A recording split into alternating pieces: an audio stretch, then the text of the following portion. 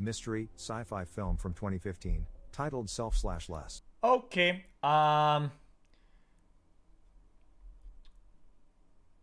okay, dude. Welcome back to Movie Recaps. Today I will show you a thriller film from 1979 based on a true story, titled Escape from Alcatraz. It's good? This looks kinda good. Spoilers ahead. Watch out and take care. In 1960, Frank Morris, a very smart criminal that has already escaped from multiple facilities, is taken to the maximum security prison on Alcatraz Island. It's quite a different prison from the average ones. There are no good conduct programs, carrying news isn't permitted, knowledge of the outside world is only what guards may tell you, every inmate is confined alone, visitors must be investigated by the FBI, and while they do have the option to work, it's a privilege that must be earned. Every morning there is also a prisoner count.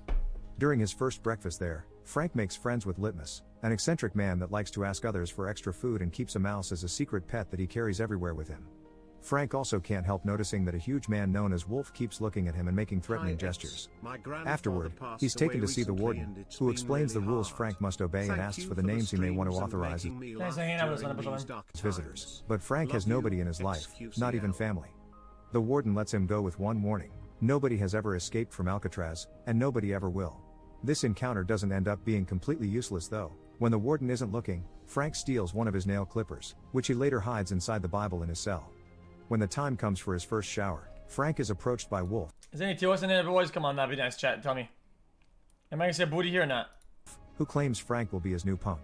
Since obviously he won't take a no for an answer, Frank reacts by punching him a couple of times and stuffing his mouth with a bar of soap. Later, Frank is sent to help at the library, and there he meets English, a black man that is serving 2 life sentences.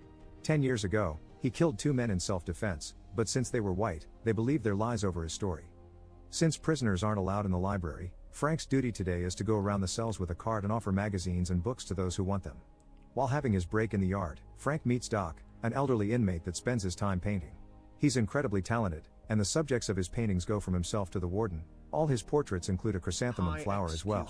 He also expresses worry for Frank's life after he has made an enemy out of Wolf. Afterward, Frank goes to have a chat with English, who tells him all the details he knows about the prison's anti-escape measures.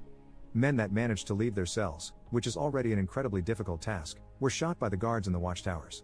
And even if you somehow were able to successfully leave the building, there's still the issue of Alcatraz being an island. There's a mile swim to land, and the water is freezing. Some days later, while chatting with Litmus in the yard, he mentions that there are ventilation shafts on top of their block. The only trick would be finding the way to get up there. But the afternoon suddenly takes a nasty turn when Wolf comes after Frank with a knife, which he manages to dodge just in time, thanks to a warning from Doc. The 2 men get into a fight that the guards hurry to break up, and both Wolf and Frank are taken to solitary confinement because the warden doesn't care if Frank has acted in self-defense. A fight is a fight. Those special cells are also known as the hole because you're stuck there with no light or human contact. The only visit Frank gets is from a guard that uses a hose to spray him with cold water under the excuse that he shouldn't stink up the cell. Frank is released a couple of days later while Wolf is kept in the hole longer for having started the fight and used a knife. That night, Frank's visited by Litmus Mouse, who brings him a little note that says welcome back. A few weeks later, Frank befriends a new inmate assigned to the cell next to his, Charlie Butts, who he introduces to his other friends when they meet in the yard. While all the prisoners are outside, the warden wanders around the cells, checking everything is in order, and discovers Doc's painting of him. Guys, this is the portrait is flattering and very accurate, but just to be cruel, the warden still permanently removes Doc's painting privileges. When a guard comes by to take the paint and the canvases away, Doc is left in a very distressed state because painting is all he had. After gaining the privilege of a job, Frank accepts to join the carpentry team. One afternoon, while they're working, he can't help noticing Doc doesn't look well and tries to warn the guard, who just ignores him. As depression kicks in, Doc asks for a hatchet and uses it to cut his fingers off, which will get him transferred out. After finding a chrysanthemum that Doc left in his pocket, Frank gathers the fingers and puts them in a box to give to the guard, sarcastically telling him to include that in his report. The warden approaches Frank later during dinner to ask him about the incident, and Frank takes the chance to indirectly insult him by commenting on how someone could get offended by a flattering portrait. It's during that same meal that Frank gets a pleasant surprise. The Anglin brothers, John and Clarence, have also been transferred to Alcatraz. Frank knows them from one of his other prison sentences, and just like him, they're very good at escaping, which is the reason why they are here now.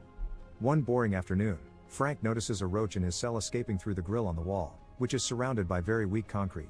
This gives him an idea. Using the nail clipper he had stolen, he tries chipping away the concrete around the grill, and successfully gets to remove some. With enough patience, there's a chance he could make a hole big enough for his whole body to get through. When Visitors Surely. Day comes, two of Frank's friends get news from the outside world. English is visited by his daughter, who tells him she's getting married, and Charlie is visited by his wife, who tells him his mother only has a few months left to live. Desperate to see his mom before she dies, Charlie later tells Frank that if he manages to find a way to escape, he wants in. This inspires Frank to finally tell Charlie and the Anglins of his discovery over dinner. The concrete and the grill metal have been weakened by the moist sea air, so digging a hole there is just a matter of time. This could get them into the utility corridor, which may lead to the roof. To hide the hole while they are working on it, they will tear the ads out of magazines and make cardboard out of them to create a fake wall. They can also obscure the hole with some objects like towels. In his case, Frank has ordered an accordion under the excuse he's joining the prison band just to use the instrument case to cover his hole. They can also use this cardboard to make dummy heads to leave on their beds, that way they can escape at night and they won't be able to tell they're gone until the morning count. The Anglin brothers work in the barbershop and the clothing shop, so one of them can get hair for the dummy, and the other can steal some raincoats and contact cement to make life rafts that they can use to cross the bay. The chances are slim, but everyone accepts to help. Frank begins working more often on his hole while Charlie keeps an eye out for guards, but using the clipper makes it extremely difficult since it lacks a proper grip. So next day during mealtime, he uses his shoe to get his spoon dirty on purpose and asks for another one. While one of the Anglin brothers chats with the guard to keep him distracted, Frank takes 2 spoons instead of 1 and brings one back to the cell with him. Later, when English comes by to leave some magazines, Frank asks him if there's a way to weld metal together right there in the cell, and English promises he'll teach him. Many days later, Litmus gets Frank a dime in exchange for 15 desserts. Frank uses this dime to do some wielding in his cell. He breaks the spoon to get the grip and the clipper to get the file, then lights up a bunch of matches together to melt the dime and connect the spoon grip with the nail file. Now he has a proper tool, he can dig faster, and thanks to Charlie's warnings, he always runs back to his bed when a guard comes by, so he doesn't get caught. After many days of digging, he manages to remove all the concrete around the grill, but it's attached to the wall and impossible to get off by hand. Next time he goes to work at the carpentry shop, he makes a wedge that could help. The only problem would be getting it through the metal detector, but Frank has a plan. When they leave the shop, Frank makes the detector go off in purpose by having the wedge visibly in his hand and telling the guard he made it to hang his clothes. The guard doesn't believe him and takes the wedge before checking Frank's pockets. Since he has nothing there, he's allowed to leave, and Frank returns to his cell with success on his shoulders. He has a second wedge hidden in his shoe.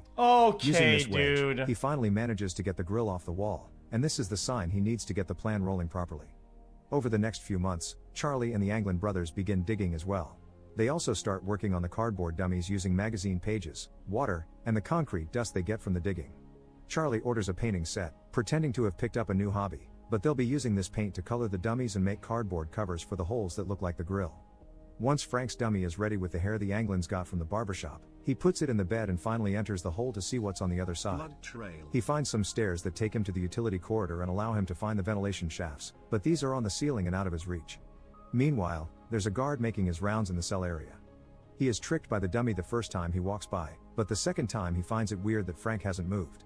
His suspicions get worse when he drops his baton and the noise doesn't make Frank even stir, but by the time he comes closer to the cell to check the head out, Frank has made it back to bed, avoiding the dummy being found. The next day, he tells his friends what he's found and checks on their progress. Classic movie transition. The brothers are almost done, but Charlie has fallen behind.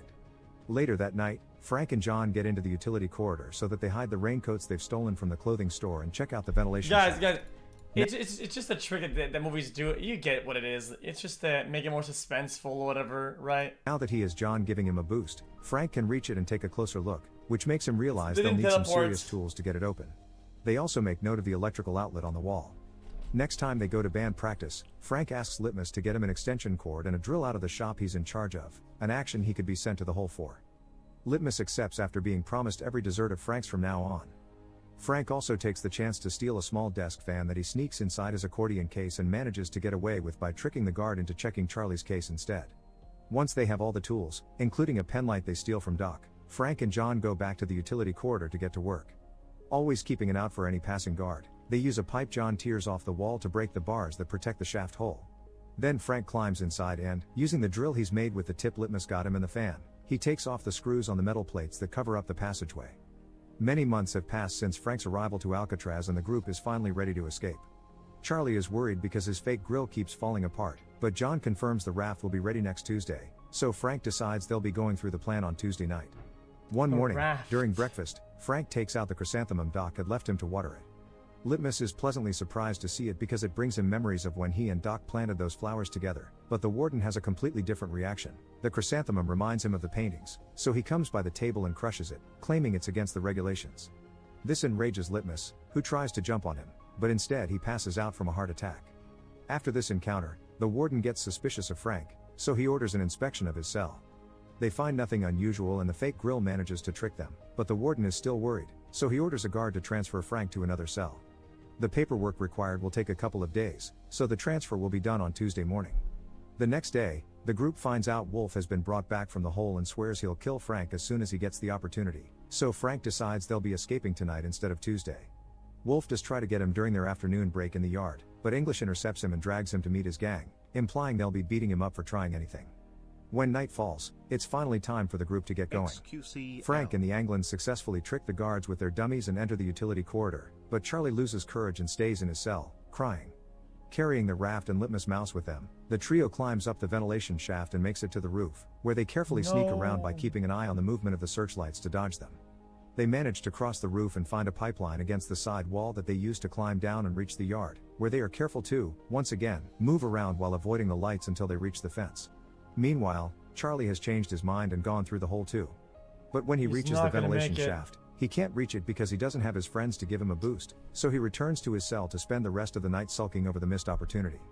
Back to Frank and the Anglins, they climb over the barbed wire fence, using calculated jumps to avoid getting hurt, and now they are officially out of the building, so they easily run towards the shoreline of the island. There, they inflate the raft and jump on the water while clinging to it and using their legs as their propelling force to swim away into freedom. The following morning, the guards find out they're gone as soon as they check their cells and a massive search of the prison and the entire island ensues. They find some of the inmates' personal effects floating in the bay, which makes the warden believe they've drowned because they would never leave these things behind, but one of the guards points out it could all be a decoy to make them think they're dead. The warden also finds a chrysanthemum on a rock, and since these flowers aren't native to the island, it can only mean Frank left it there as a message. The fugitives' bodies are never found, and the prison of Alcatraz is shut down a year later. Make sure to subscribe and turn on notifications so you can watch more videos like this. They escaped? Thanks for watching. They actually escaped or not? Come on, man. They did. They most likely died? Fuck, man. What you talking about, man? They survived. No. They escaped and they lived happy forever. I know it for a fact.